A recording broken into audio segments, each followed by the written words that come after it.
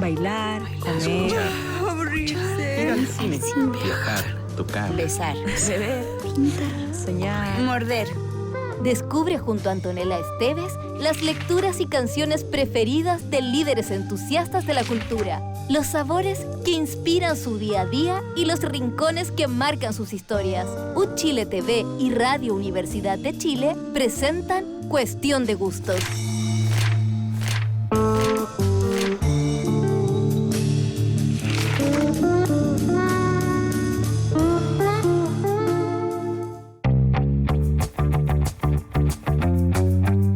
Es un respetado periodista, columnista y autor de diversos libros sobre contingencia, fútbol y más. Ha ganado 5 veces el Premio Periodismo de Excelencia de la Universidad Alberto Hurtado, pero hoy no vamos a hablar de periodismo, aunque quizás un poquito. Sobre todo vamos a hablar de sus gustos en música, en teatro, en cine, en libros y más. El invitado de hoy es Daniel Matamala.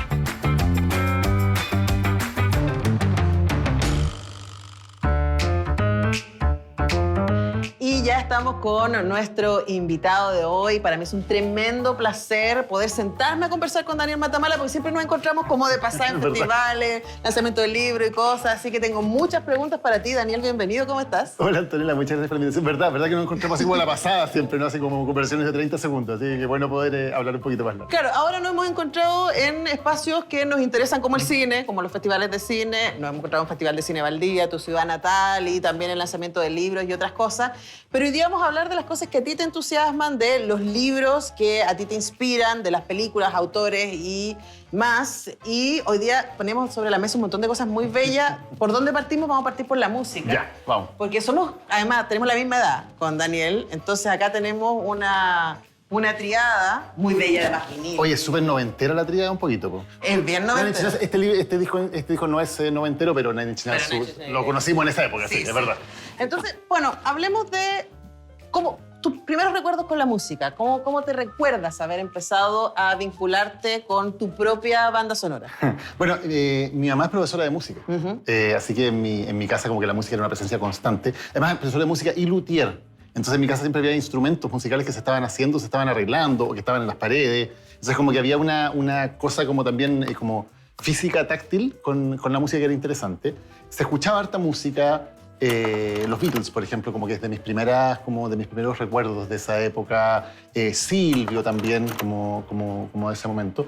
Y después cuando ya empecé como a tener mis propios gustos, como a interesarme más, hay una cosa tan emocional en la música. Es como es un arte que por lo menos para mí está tan vinculado a las emociones, a los momentos, a los recuerdos. Todos tenemos una banda sonora, yo creo, en la vida, ¿no? Entonces también cada canción, cada disco, cada descubrimiento que uno va haciendo en la vida queda anclado también en un momento. Y creo que eso es lo que me ha ido pasando, ¿no? Por eso tal vez como que uno también, claro, hay cierta música que tiene que ver con una etapa en tu vida, que en la adolescencia, la juventud, que evidentemente es súper marcadora, creo que le pasa a todo el mundo.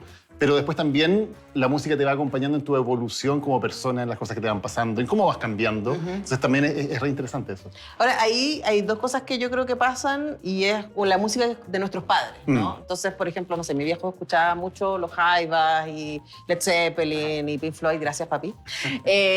Y claro, esa es la música, mi banda sonora infantil, pero luego en algún momento se transformó también en mi música. Como que yo decidí que esa fuera mi música y además se unieron otras bandas sonoras que no estaban en la casa, pero que se transformaron en las mías. ¿Tú recuerdas esos momentos cuando es como, este es mi disco, esta es mi música, me representa a mí? Mira, yo creo que me fue pasando a medida que fui descubriendo bandas, Los Prisioneros en su momento. Pero yo creo que la primera banda como que realmente sentí, que por eso me marca mucho, y de hecho hay un disco de ellos, ¿no? Es Nirvana. Me acuerdo perfectamente la primera vez que yo escuché, por ejemplo, Nevermind. Y me acuerdo perfectamente la primera vez que escuché el Inhibitor, que son como dos discos muy marcadores para mí.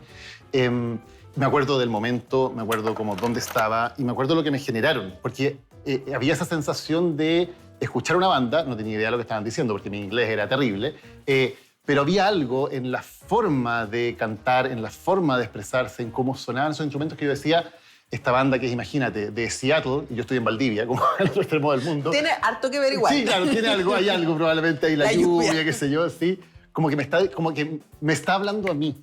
Como que más allá de que la música me guste o no me guste, es como que hay algo acá que todavía ni siquiera podía entenderlo muy bien, que yo decía, me están hablando directamente a mí. Esto es que está acá, tiene una conexión como personal conmigo. Es una cuestión súper mágica, no tengo idea por qué ocurre eso, pero a uno creo que le empieza a pasar, o a mí me empieza a pasar, como en la vida de escuchar cosas en las que generas un lazo o una conexión inmediata. Y después yo creo que uno lo racionaliza y dice, no, esta banda es tan buena porque bla, bla, bla, digamos. Pero yo creo que hay algo que es primigenio, que es primitivo, que no pasa por ninguna racionalización, que tiene que ver con una conexión o un vínculo emocional, en que tú dices, esto es mío, esto tiene que ver con quién yo soy, esto conecta con alguna parte de mis emociones que a lo mejor no puedo como acceder a ellas racionalmente, pero que están ahí, están en mi cuerpo, están en mi emoción. Y creo que esa es la conexión primera. Y después uno le pone toda la chaya encima, ¿no? Ahora, igual en el caso de nosotros que somos como los adolescentes grunge, llegó en un momento, yo me acuerdo de haber cantado, a pesar de que uno tenía una adolescencia relativamente feliz, en mi caso, ¿no? Pero haber cantado todo pulmón el Ten completo de Pearl Jam y sentir como que había algo, ahí había una conexión frente a la incertidumbre que es ser adolescente, ¿no? Claro. Creo que el grunge nos llegó muy bien en ese momento. Sí, mi adolescencia fue harto más complicada, entonces era un momento que probablemente también conectaba con esa sensación un poco de desarraigo. No, por eso Nirvana probablemente. Claro, sí, que era más extremo a lo mejor. La sensación de, como de desarraigo, de no sentirse como socialmente adecuado. Entonces, claro, yo creo que también era una música que en ese sentido conectaba muy bien después cuando uno la iba entendiendo mejor. Y probablemente había algo en la manera de cantar o la manera de expresarse que incluso más allá de las letras, antes de que las entendiera muy bien, sí expresaba tal vez algo de eso, ¿no? Como esa sensación un poquito inadecuada. Claro. De no ser la persona que tú quieres ser o de no entender quién eres o de no entender cuál es tu espacio en el mundo. Sí. Y tal vez tienes razón, no lo había pensado así, pero tal vez ahí es esa como la conexión primera que Claro, porque digamos que el grunge responde a este momento ultra glam del rock de los 80, Claro. Con la cabellera escarmenada y el maquillaje. Que eran bandas que sí se sentían muy seguras de quién eran. Por ejemplo, ponte tú, Guns N' Roses, que era una banda que también me gusta harto, pero que representaba lo contrario. Claro. Tipos que decían, acá vengo yo, Claro. y yo soy el mejor, el más cabrón, y listo. Y Claro. yo soy el ganador y el que la lleva. Desde esa postura de rebeldía, ¿no? Y esto representaba como todo lo contrario, como una posición... Pura pregunta. Pura pregunta media angustiosa de pronto, Sí. pura interrogante que no sabes cuál es la respuesta. Claro. Eso es interesante. Y todos ellos son Garden y Nine Inch Nails. Les amamos mucho. Me voy a pegar un salto, después voy a volver a ya. Nine Inch Nails, pero a Los Prisioneros, porque este disco también es como banda sonora de nuestras vidas. Totalmente. Y a mí me gustan mucho Los Prisioneros, pero este es mi disco favorito, El Corazón, que en la práctica es como el primer disco solista de Jorge González. Y que es súper interesante pensarlo porque en su momento yo fui de los que dijeron, pero mira lo que hicieron. ¿Viste? La Te iba a cuestión preguntar. romántica y se vendieron y como que no lo pesqué. Y no lo pesqué por harto ¿Dónde tiempo. quedó el compromiso? Claro, ¿dónde quedó el compromiso social y la cuestión? Y para mí fue cuando salió un disco súper desilusionante en ese aspecto. Creo que como muchos no lo entendí muy bien. Y después se fue metiendo en mi vida, se fue metiendo, lo fue entendiendo y me parece un disco maravilloso de principio a fin. O sea, la forma en que es capaz de como conectar emociones como súper desgarradoras, pero bailando, ¿cachai? Como con ritmos súper pop y súper como movidos y al mismo tiempo como mostrar esas emociones. Para mí lo hace un disco muy imperdible. Y es un disco que escucho muchísimo. Como que, Sí. como que pasan un tiempo sin escucharlo y como que de repente, no lo he escuchado. Y como que lo pongo a hacer el auto, donde sea. Y es un momento como súper feliz. Como tanto que cada canción dice muchísimo. Y Además conecta que muy bien. sigue habiendo un compromiso. Uno piensa en Corazones Rojos, o sea, esa canción que, claro, Jorge González nos estaba diciendo cosas que no estaban en la palestra en ese momento. Claro. Hoy día Corazones Rojos es un himno. Totalmente. Pero en su momento era como, ¿qué está qué? ¿Qué de qué? Entonces ahí quizás hay algo que queda y que puede ser interesante. Y lo segundo era como el riesgo, ¿no? Esta cosa de que las cosas decanten y que los músicos, los buenos y buenas creadoras puedan reinventarse. Y es como si tú soy fan, yo me acuerdo lo mucho que me enojé cuando salió el pop de YouTube, yo estaba furiosa con ese. Y con el video discoteca, lívida. Así como, ¿qué están haciendo? ¿Dónde quedó el compromiso? Y que era un poquito una provocación también, digamos. Por también supuesto. está ese factor, ¿no? Me demoré años. O sea, ahora que leí el libro de Bono, el Surrender, ahora fue como, ahí Bono igual hace una autocrítica respecto a en qué estaban, pero es muy bonito pensar que nosotros como fan, de alguna manera, también podemos ser como desafiados frente a los cambios y los caminos que escogen los artistas que admiramos. Claro, a mí de YouTube, por ejemplo, el cambio que me gustó más fue el de Last Tune Baby. Por supuesto, Claro, ese ese cambio me gustó. Claro, te gustó el momento, digamos, claro. Claro, pero después de eso el pop era como o sea, la misma gente que canta, no sé, pues Silver and Gold, estaba cantando discoteca, ¿qué es esto? Pero es interesante luego como ¿qué es lo que queda? ¿Qué es lo que decanta? Y ahí quería como quedarme con esto que tú dices de que hay canciones y hay discos a los que uno vuelve una y otra vez, ¿no? Porque no es solamente quién éramos, sino quiénes somos. Claro, eso es súper interesante. Y a mí me pasa con, bueno, como los discos como estamos viendo, con bandas como Nirvana, como Nine Inch Nails, como Los Prisioneros, que claro, uno es cierto, uno vuelve una y otra vez. Son discos que más allá del momento en que los descubriste, se asientan de alguna manera, ¿no? Y están ahí como permanentemente acompañándote. Y no son accesorios, sino que son como fundamentales, Claro. como en tu vida. Eso pasa con poquitas bandas o con poquitos grupos y son esos a los que uno les tiene como un cariño especial. Sí, de hecho vamos a ir a Nine Inch Nails porque además es una banda que yo creo que es como Tool, creo que en nuestro país no es suficientemente reconocida, me parece a mí. Y lo que hace Trent Reznor acá y compañía es una joya en términos de, claro, lo industrial, podemos pensar en toda la vertiente más bailable, Depeche Mode y aquello, pero acá nos vamos a la oscuridad. Es como grunge pasado por máquina. Totalmente. Sí, el Hesitation Mark V, yo creo el 2013, monte tú, por ahí. Claro, es un poco más nuevo. Más no llega hace 10 años igual, pero no. Pero sí, pero además miren lo que suena como, belleza este suena disco. como nuevo. Pero sí, hay una mezcla también como de la vulnerabilidad y la fuerza, porque claro, son sonidos que son en primer lugar como pueden sonar súper agresivos, pero hay una vulnerabilidad y una fragilidad como permanente, como es como algo que está siempre como a punto de quebrarse, como a punto de romperse y no termina de hacerlo. Y eso es muy lindo. O sea, creo que bandas como estas, como Nine Inch Nails, por ejemplo, tienen esa gracia de que hay mucha belleza en lo que hacen, ¿no? Es bello lo que hacen, aunque esté en un entorno que en primer lugar puede parecer como ruidoso o como duro o como áspero, pero es muy bello, sin embargo, como lo que hay detrás. Y eso también creo que marca algo especial. También las hace muy, muy, muy particulares. Sí, y a mí me parece que estos 3 discos y quizás parte de esa generación tiene también una pregunta por la masculinidad que es interesante. Súper interesante. No, porque a nuestra generación le tocó un poco ser una especie de engranaje respecto a esta visibilización del feminismo que sabemos viene de hace siglos, ¿no? Pero que a nosotros nos cambió el mundo. Y yo siento que para los hombres es muy difícil porque como les cambió el mundo, nadie les pasó un manual así como, miren, las cosas empiezan ahora. Y quizás algunas de las preguntas que aparecen en estas canciones tienen que ver con eso, ¿no? Con cómo me muestro vulnerable si se me exige ser fuerte todo el tiempo. Claro, y es interesante porque esos artistas tienen, por ejemplo, Kurt Cobain fue muy pionero en el mundo del rock ultra machista, ultra heteronormado, en hacer un punto, por ejemplo, del feminismo, es decir, como dar un espacio súper importante también a que había creación femenina en el rock que era valiosa. Y hacía un punto, por ejemplo, en irse de gira con bandas formadas por mujeres. Hay una anécdota muy famosa cuando Nirvana viene a Buenos Aires, fue la vez que estuvieron más cerca de Chile. Y hay una banda que era formada por mujeres que salen como abridores del concierto de Nirvana. Y claro, el público rockero, latino, ultra machista, la empiezan a pifiar, le empiezan a cantar cosas groseras, sexistas, a tirarle objetos.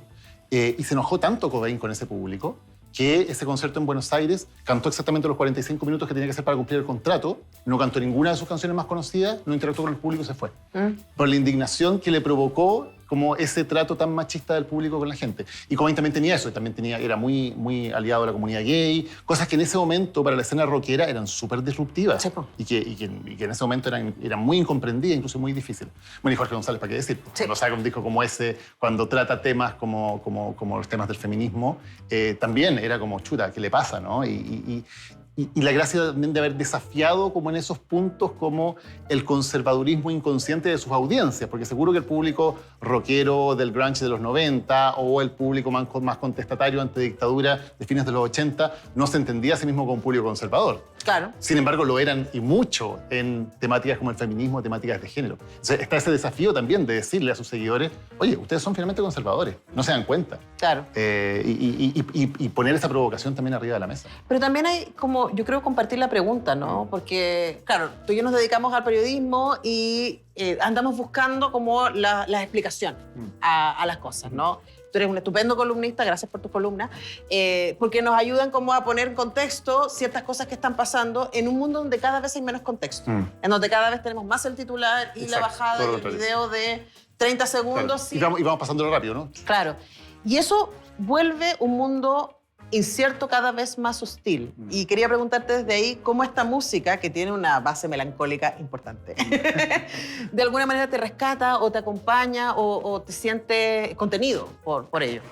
Es cierto eso, como que hay una hostilidad y una agresividad que se vuelve muy fuerte, especialmente como en un mundo de redes sociales en que hay que ser instantáneo, en que la pregunta en el fondo es algo que está contraindicado. No sé si me explico.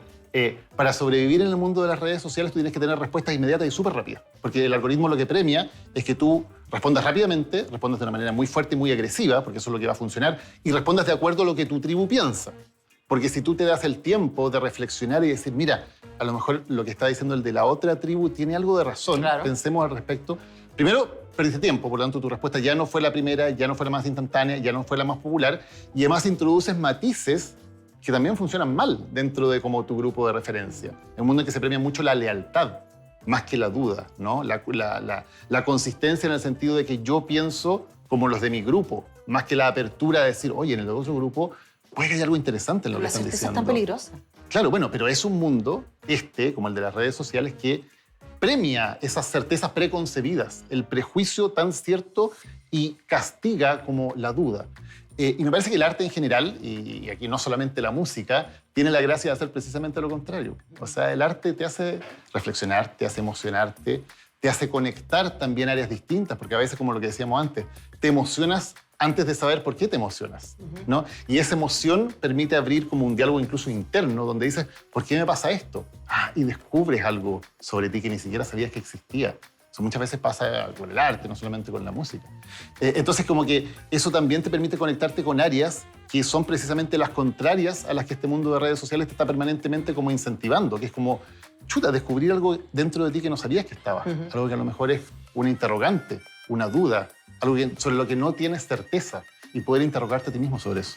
Y además nos abre las puertas, ¿no? Porque estaba pensando que tú te dedicas especialmente a la contingencia. Entonces, al hecho duro y a las noticias, y etcétera, y a pensar respecto a eso. Y no sé si te pasa, ¿cómo te salvas eso? ¿Cómo te cuidas de tanta contingencia? Y en el caso tuyo, no solamente como alguien que informa, sino como alguien que tiene una opinión. Porque tú haces programas de opinión y escribes columnas. Entonces, ¿tienes como recursos ahí en el arte y en la cultura como espacios donde tú puedas guarecerte y decir, aquí no necesito ser la persona brillante que tiene respuesta? Sí, claro. Yo creo que también depende cuánto te metes como en esa máquina, y yo tengo espacios distintos. Afortunadamente, durante el día tengo espacios que son más como duros de preparar las noticias o estar en un noticiero entregando información, o espacios de, como por ejemplo, preparar columnas. Pero creo que es muy importante tener espacios, y yo tengo la suerte de poder tenerlos, que no sean con un objetivo, ¿cachai? Que no tengan que ver con que, oye, me voy a leer este libro porque me va a dar una idea que la voy a usar en tal cosa. Voy a leer este libro porque quiero leerlo nomás. Ocio. Claro, voy a ver esta película, voy a escuchar esta música porque sencillamente quiero hacerlo. No porque tenga ningún fin específico en ello. Ahora, de ahí yo creo que surgen las mejores cosas, porque la creatividad creo que surge precisamente de cuando no estás buscando hacer algo, como que no estás como esperando que eso te lleve a algún lado, sino que sencillamente estás ahí. Y eso, claro, pum, te abre la mente y te lleva para lugares como que son inesperados y son distintos. Entonces creo que ese también es un mal como contemporáneo, sobre todo, por ejemplo, con los niños, que está tanto esta idea de llenar a los niños de actividades, de que tienen que hacer muchas cosas porque tienen que formarse en muchas áreas distintas.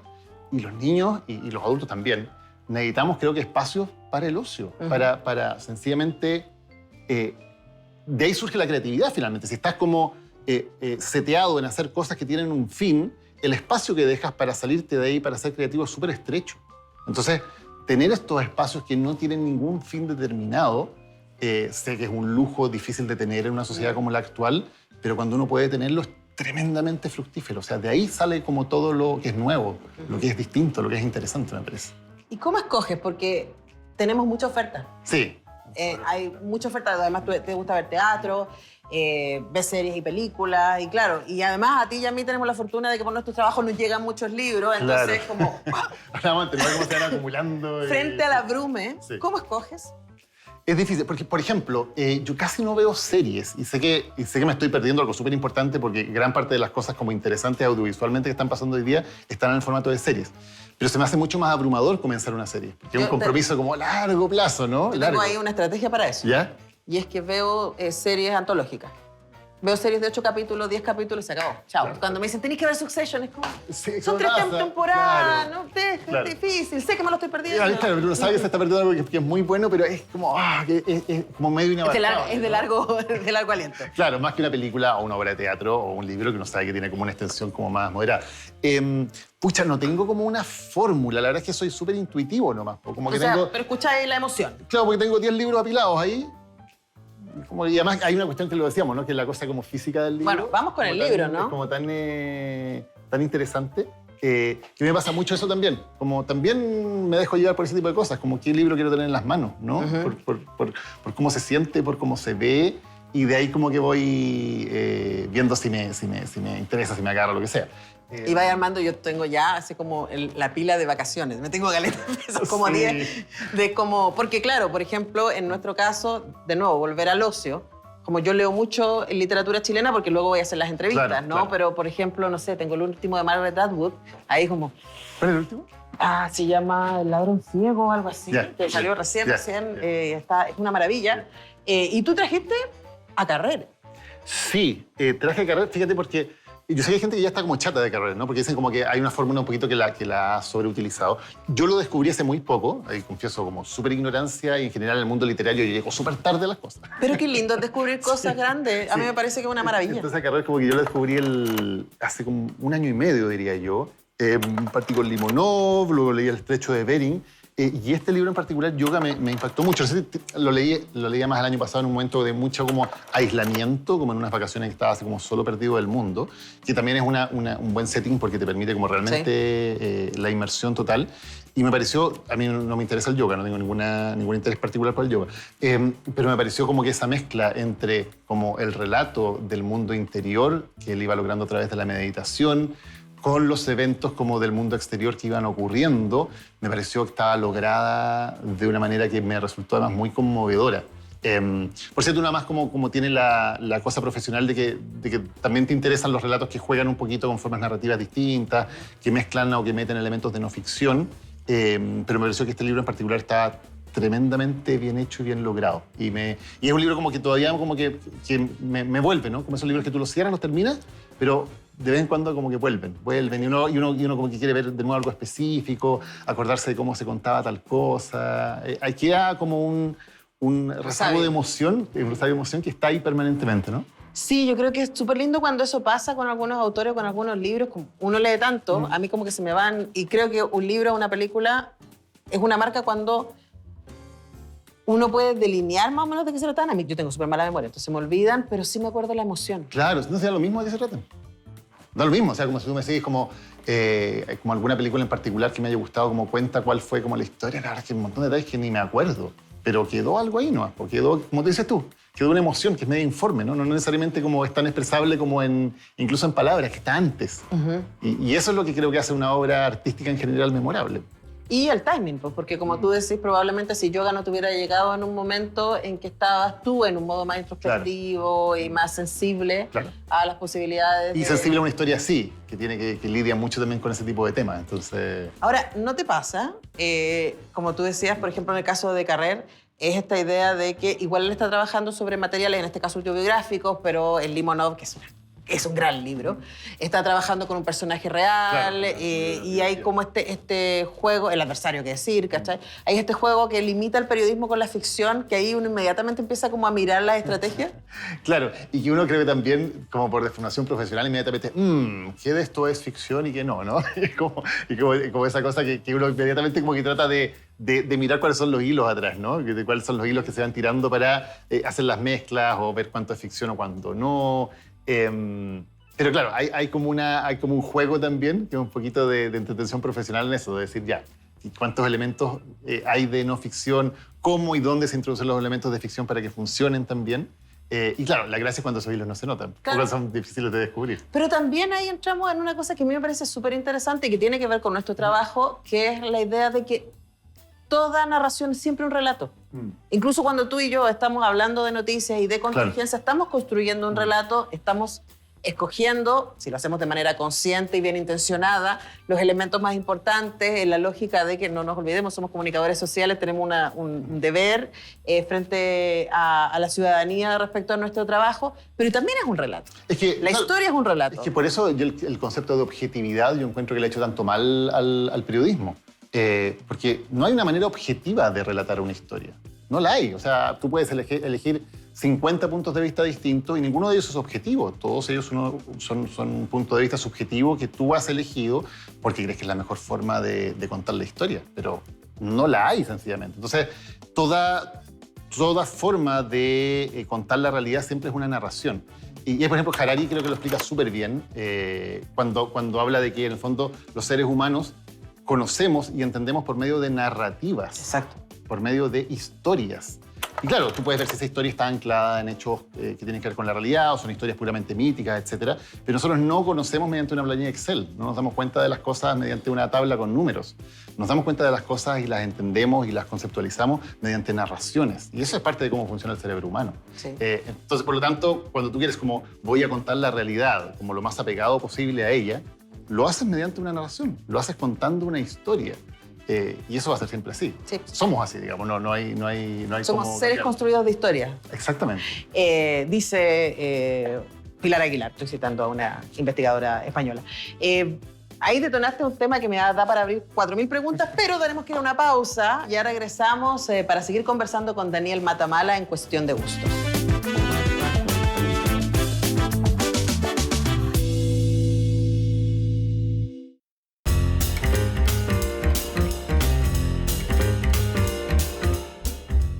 Y ya estamos de regreso en esta Cuestión de Gustos, ya instalados en nuestra cocina con algunas cosas deliciosas para comer. Tenemos quesitos y tenemos erizo. No sé si estos vienen de Valdivia, como nuestro invitado Daniel Matamala. Fue una petición especial. Fue una petición especial, nosotros aquí tratamos, el equipo de producción trata de cumplir los deseos. Regalonear a los invitados, sí. Y te cuento que yo descubrí los erizos en Valdivia. ¿Sí? En el Festival de Cine de Valdivia, me acuerdo que estaba en el mercado. Ajá.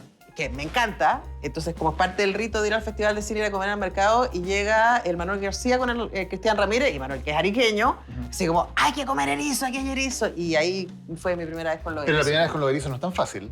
No fue fácil, pero fue feliz. Sí, en serio, porque es un gusto un poco adquirido. La mayoría de la gente... Yo también, tampoco, no es que los erizos me hayan gustado de siempre, ¿eh? Como que hay una cosita y como que hay que irle tomando el gusto a poco, creo, y... Sí, será y como se va convirtiendo en un el amor. yodo ahí, como a todo. Claro, Sí, es que es po. fuerte, porque como la primera vista es fuerte. Y en general los erizos del sur son más fuertes que los del norte. Ah, Tienen un sabor más marcado que los el del agua norte. fría.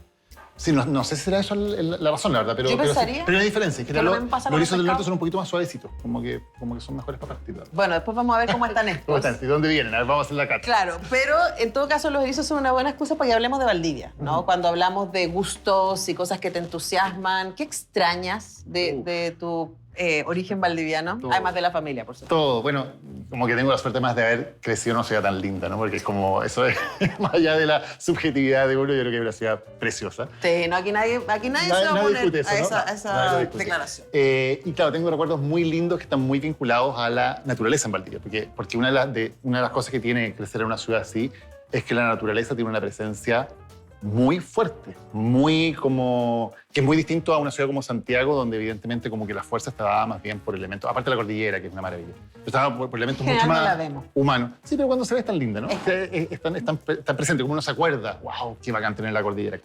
Pero en Valdivia lo que pasa es que todos mis recuerdos como de chico tienen mucho que ver con la presencia como abrumadora de la naturaleza. Como que llueve y es una cuestión como que puede estar 2 días lloviendo y escuchas la lluvia y hueles la lluvia y sientes la lluvia.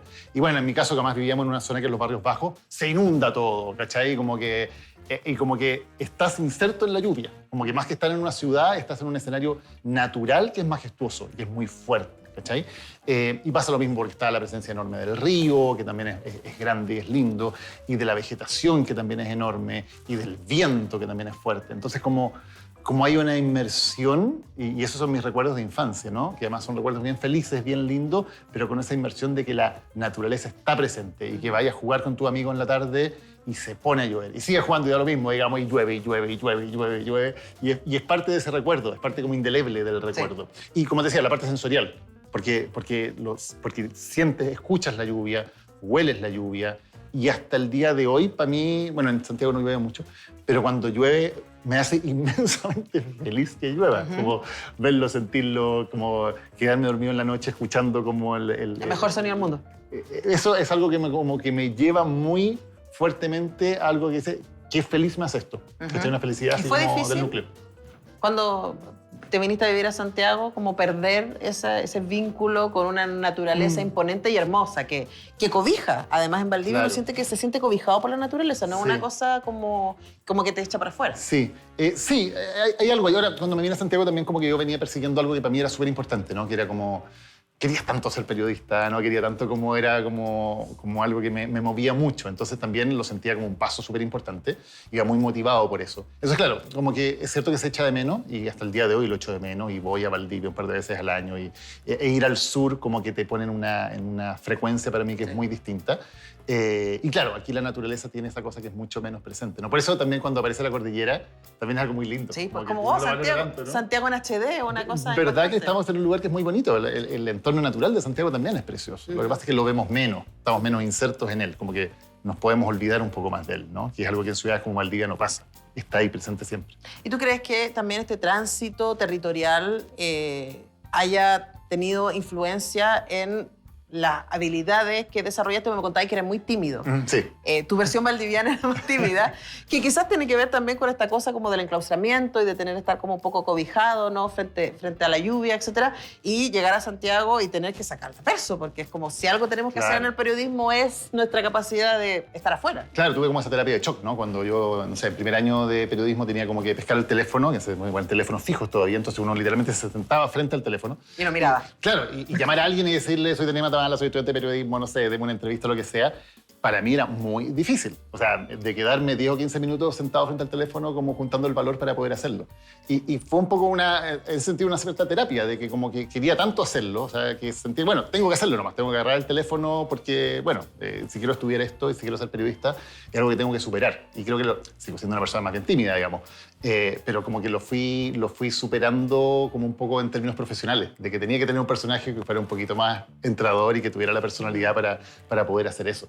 Y creo que otra cosa que me ayudó de alguna manera o que me distinguió de venir de Valdivia es que siento que venía muy de fuera. O sea, no era parte de ningún círculo, no tenía como contactos ni relaciones ni intereses preestablecidos con nadie. Y creo que eso me dio una cierta mirada que creo que en el periodismo como que he tratado de mantenerla. Sí. De ser alguien que está como más bien fuera del círculo, ¿no? Y creo que eso te permite también ver las cosas de pronto con una distancia que es saludable. Sí. Y creo que eso fue algo que me sirvió finalmente, o que lo usé en mi carrera. Sí. Sí, de hecho, para mí fue muy evidente durante el estallido, ¿no? Era cuando uno escuchaba a los colegas, yo ahí descubrí, por ejemplo, el origen de clase de muchos colegas. Porque decía, oye, ¿en serio en eso se está fijando? O sea, como ese es el problema del estallido, etcétera. Y claro, yo no me había metido en Wikipedia a ver de dónde venía, dónde había estudiado, etcétera. Y pude entenderlo, porque querámoslo o no, y volviendo a esta idea de la subjetividad que los define, a uno como periodista puede explicitar los distintos puntos de vista, pero uno tiene un origen de clase, tiene una formación, tiene valores. Claro. Ahora, yo creo que eso no te define en el sentido de que lo importante es tener conciencia. Porque Exacto, ahí voy. Porque da lo mismo, un periodista puede venir de cualquier entorno social.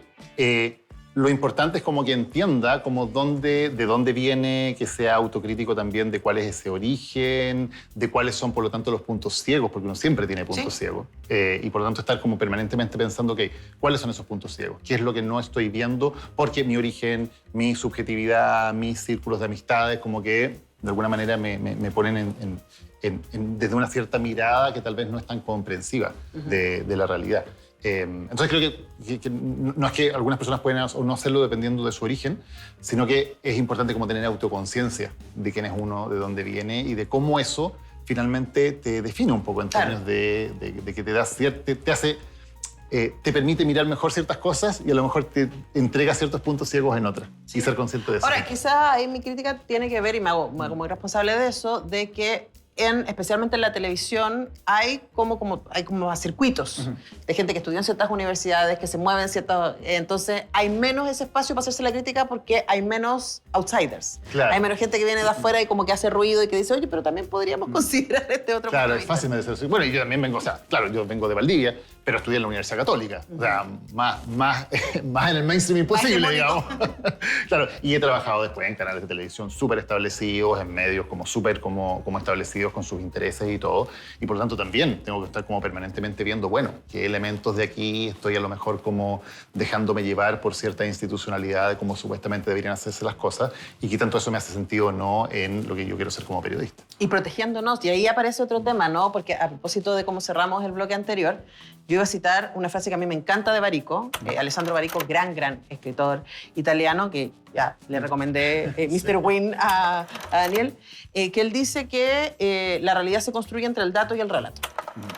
Entonces, como, ¿qué más evidente eso que las encuestas, ¿no? Claro. Entonces sale, o que las cifras económicas. O sea, ahí tenéis un dato duro, pero depende que contemos al respecto, que comparamos con qué enfatizamos o qué no, cuál se va a construir la realidad. Y la realidad no es ni más ni menos cómo la gente se va a sentir y qué va a decidir frente a eso, ¿no? Y ahí también quería preguntarte, porque a mí me pasa, ahí como desde ser colegas, ¿no? Que a veces uno se pilla como queriendo tratar de armar relatos para protegerse a uno mismo. Hay ciertas cosas que le desafían o le incomodan. ¿Cómo lidias tú con eso? Sí. Bueno, hay un libro muy bueno a propósito de eso, que es un libro clásico, como en los años 50, se llama Cómo mentir con estadísticas. Y un poco desarma cómo, en el fondo, a los datos los puedes torturar hasta que confieses lo que tú quieres. Claro. O sea, da lo mismo, digamos, el dato puede decir cualquier cosa, pero tú lo puedes llevar a que confiese exactamente lo que tú quieres. Y eso creo que lo que dices tú y ese cómo protegerse tiene mucho que ver con que creo que naturalmente tenemos el instinto de ver algo, ver una información, ver un dato, lo que sea, e intentar que se acomode nuestro prejuicio al respecto. Entonces, como que es muy fácil eso, ¿no? Porque en el fondo podemos tomar cierta parte de la evidencia y darle una tremenda relevancia y la otra parte de la evidencia que es más incómoda, como dejarla más abajo, etc. Y creo que parte importante de la autoconciencia de un periodista es estar consciente de que pensamos así, estar consciente de que naturalmente nos pasa eso. O sea, pasa a todos. También cuando yo estoy investigando para un tema, para lo que sea, para un libro, para una columna, y encuentro un dato que confirma lo que yo estaba buscando, evidentemente es como ¡pum! Como que el dato se ilumina, ¿no?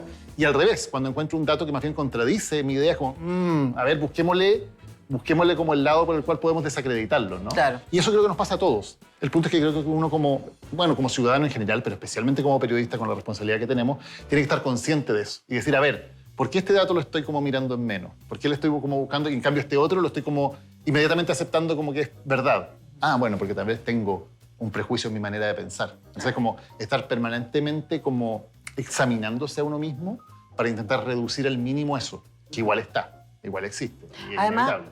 también quizás, mientras te escucho, y de hecho lo he visto en tus... Perdón, es como el cherry picking, que está tan de moda decirlo ahora, ¿no? Como que uno escoge la parte que le... La cereza que está más bonita. Exacto, claro, más que ver como las demás, ¿no? Perdón. No, pero por ejemplo, de hecho en tus libros hay libros que son como colecciones de tus columnas y es súper bonito ver el ejercicio de tengo todo el derecho a ir cambiando de opinión. Y eso es súper sancionado. Y a propósito de lo que decías antes de redes sociales y de cómo uno tiene que ser siempre súper certero y hablarle a su propia galería, cuando de verdad la realidad es súper compleja. Claro. No sé, me pasó hace poco haber estado en Buenos Aires y sentarme a conversar con un votante de Milei. Y para mí fue una revelación. Fue de verdad una revelación. Entender que para alguna gente como él, con todas las razones que me dio, todas muy atendibles, era el mal menor. Y para mí fue como, no se me hubiera ocurrido. Pero claro, primero tuve que desactivar mi capacidad de asombro y de enojo y activar la capacidad de empatía también. Y yo creo que ahí quizás una cosa que yo lo veo en tus columnas y me parece que es interesante y quizás ahí aporta mucho el hecho de que tu papá sea actor, tu mamá sea música y luthier, es este ejercicio de estar disponible para sorprenderse de que uno puede cambiar de opinión, de que puede no tener razón, de que la realidad es más compleja y todo aquello. Y creo que algo súper importante que tú lo decías como la empatía, ¿no? Entender por qué esa persona hace o piensa algo que tú en principio te parece aberrante o te parece irracional. Y claro, es súper fácil quedarse ahí, ¿no? Y juzgar a la otra persona. Que es, por ejemplo, lo que pasó, por ejemplo, para el resultado del plebiscito del 2022. y yo escribí una columna ahí que mucha gente no le gustó, pero se llamaba El Gran Roteo. Claro. Y que tenía que ver con esto de partir de la base que si la otra persona había votado distinto a ti, era por qué. O no entiende, por lo tanto hay que explicarle, ¿no? Hay que explicarle por qué él no entiende algo, o porque le engañaron, o porque tiene una escala de valores y principios que es inferior a la tuya. Y a partir de ahí no se construye una sociedad. O sea, a partir de ahí estamos como estamos. Claro, por eso. O sea, lo primero es, bueno, pasó algo y el punto de vista de esa persona es tan válido como el mío. ¿Por qué esa persona piensa eso? ¿Por qué siente eso? Bueno, tal vez primero porque tiene una experiencia vital que es distinta a la tuya, que es distinta a la mía, que le ha tocado vivir cosas diferentes, que le ha tocado ver la vida desde otro punto, que algo que tú ves con esperanza, él lo ve con suspicacia, por ejemplo. ¿Por qué? Bueno, porque en su vida le ha enseñado eso, que es tal vez distinto a lo que la vida que me ha tocado a mí me ha enseñado sobre distintas cosas. O sea, no hay, y creo que hay mucho de eso, ¿no? De ponerse como inmediatamente en una posición de superioridad y decir como que si la otra persona piensa distinto es porque hay algo malo en ella o porque hay algo mejor en mí, ¿no? Y a partir de ahí no se construye nada. Hay varios teóricos que han, como Jonathan Haidt, por ejemplo, que es un psicólogo social en Estados Unidos, que ha investigado mucho el tema de cómo conocemos y cómo nos formamos opiniones, y él dice, la única manera real, si tú quieres como tratar de cambiar la opinión de otra persona, tratar de convencerle de algo, la única forma de hacerlo a través de la empatía. No llenándolo de datos ni diciéndole, oye, yo tengo la razón porque así no convences a nadie. Claro. La única manera es empatizar, escuchar, entender cuál es el punto de vista de esa persona que es tan válido como el tuyo y a partir de eso tener una conversación que sea entre seres humanos, no entre alguien que le va a enseñar o le va a mostrar toda la evidencia o todos los datos para decirle tú estás equivocado. Porque cuando la conversación es la típica conversación en redes sociales, ¿no? Tú estás equivocado porque A partir de ahí no se produce ningún diálogo real, porque la otra persona inmediatamente se pone en una posición defensiva en la cual dice, no, bueno, ¿por qué me atacan así? Y responde a su vez de la misma manera. En cambio, si tú partes de decir, a ver, ¿por qué piensas así? ¿Por qué pensamos distinto? Y validas como un interlocutor de una manera horizontal, a partir de ahí se produce la apertura que es como precondición para cualquier diálogo que sea conducente. Bueno, pero ahí tú acabas de decir una frase que me parece súper importante que tiene que ver con entender que la opinión del otro es tan válida como la propia. Y ahí nos caemos. Porque uno dice, bueno, pero si yo pienso como pienso es porque tengo razón. Y desarrollé una serie, un camino para llegar a pensar ahí. Como entender que la experiencia del otro es similar es muy complicado porque todo totalitarismo se basa en la idea de que el otro no es igual a uno. Claro, y además porque nosotros sobreestimamos nuestras opiniones, porque partimos de la base de que nosotros somos gente súper racional y que si llegamos a una conclusión es porque la meditamos muy bien, la pensamos y sacamos una conclusión. Y eso no es verdad.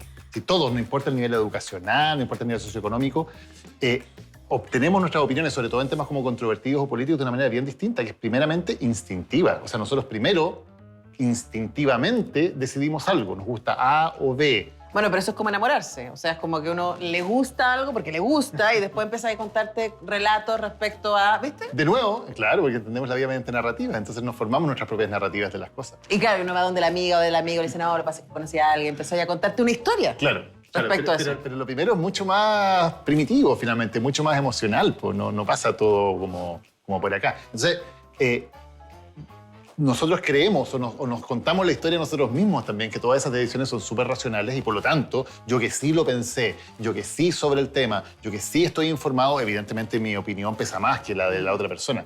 Pero de verdad, al final, cuando ves cómo se forman esas opiniones, mi emoción es tan emocional, es tan de la guata como la emoción de los demás. Y quizás ahí, creo yo, y por eso me dedico a lo que me dedico, el arte es un camino interesante. Porque luego cuando yo veo una película o cuando leo un libro o una obra de teatro que me permite adentrarme a una experiencia que es ajena a la mía, se me abre un mundo en donde puedo empatizar, porque el arte tiene en muchas de sus expresiones la base de la empatía como corazón, ¿no? Y como motor. Así es, claro, porque finalmente te conectas con tu humanidad, que creo que es lo que tanto nos falta, ¿no? Como que tiene que ver con ver al otro como un ser humano, que muchas veces en la lógica de redes sociales también, y la lógica como de los sectores políticos más extremos, intenta hacer lo contrario. Que uno deje de ver al otro como un ser humano y lo empieza a ver como no solamente un adversario, sino como un enemigo, odiar al otro, que es lo que está en la base del fascismo, ¿no? Claro. Y que por eso el fascismo funciona de alguna manera, porque te permite entregarte una mirada sobre la realidad que es súper simple, donde están los buenos y los malos, donde está la gente bien intencionada y la que no, y generar un mundo de enemigos que además tiene todas las respuestas ya predefinidas, porque es súper fácil explicar hacia el mundo. Y el arte, creo que el buen arte hace todo lo contrario. Te entrega interrogantes, te entrega dudas, te hace empatizar con el otro, te hace humanizarte a ti y humanizar al otro. Y además tiene algo que es irreductible, porque una de las gracias del arte es que lo expresa de cierta manera y con ciertas herramientas que son irreductibles a otras.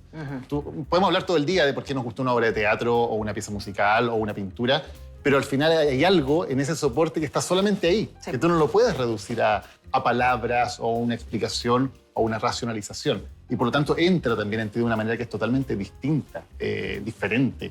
Te abre hacia otra cosa que no eres capaz de necesariamente verbalizar o comprender racionalmente, pero que sin embargo está ahí y es muy fuerte y te hace darte cuenta de que tienes eso dentro tuyo. Claro.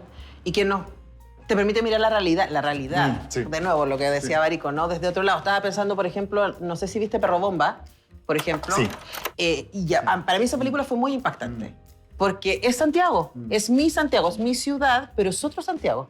Me pasó lo mismo cuando vi Ulises, que ambas son películas sobre migrantes, ¿cierto? Ulises no la he visto. Ulises, en el caso de, es un poquito más antigua, es de un inmigrante peruano. Y Ulises me abrió un Santiago que yo nunca había visto, un Santiago en donde se arriendan camas por hora, donde el protagonista anda con todos sus haberes en una mochila y buscando cualquier tipo de trabajo, etcétera, y ronda por un Santiago que para mí era absolutamente desconocido. En Perro Bomba, que es sobre un inmigrante haitiano, también. Y bueno, en Perro Bomba además es muy fuerte cómo funcionan los medios de comunicación. Hay una denuncia fuerte respecto a esto. Y quería preguntarte sobre eso, ¿no? Yo siempre digo que el arte es espejo y ventana. Me permite mirarnos cosas que yo no sabía que estaban ahí, porque me espejea, y me permite abrir Qué bonito. sí, la posibilidad a un mundo que no es el mío y ¡pum! ¿Te recuerdas algunas obras que para ti han sido así como definitorias y que, yo no sabías de este mundo hasta que vi esta película o escuché este disco? Sí, qué buena la manera como de expresarlo, ¿no? Porque efectivamente hay como esa doble, no lo había pensado nunca así, como que tiene esa doble visión y que además es complementaria, no significa una u otra cosa, puede ser al mismo tiempo también, sí. un espejo y una ventana como hacia una realidad. Ahora, creo que lo bonito también es que no es solamente que exprese la realidad en términos de lo que puede ser, por ejemplo, un documental, Claro.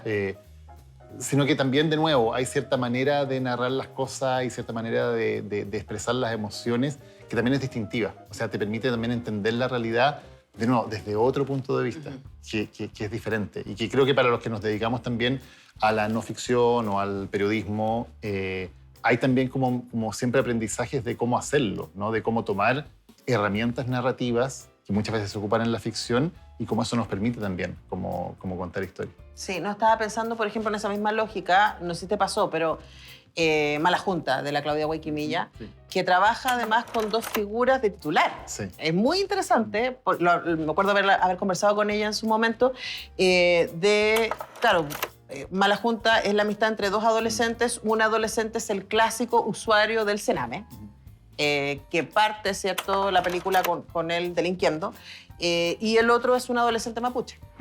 Y claro, nosotros en nuestro ejercicio periodístico, esos son más bien arquetipos. Arquetipos, ¿no? exactamente. Y lo que hace Claudia al dirigir esa película es a permitirnos entrar en esos mundos y entender por qué estos chicos son como son. Claro, desarmar los arquetipos, que creo que es algo que también debería ser una de las misiones, los objetivos del periodismo, ¿no?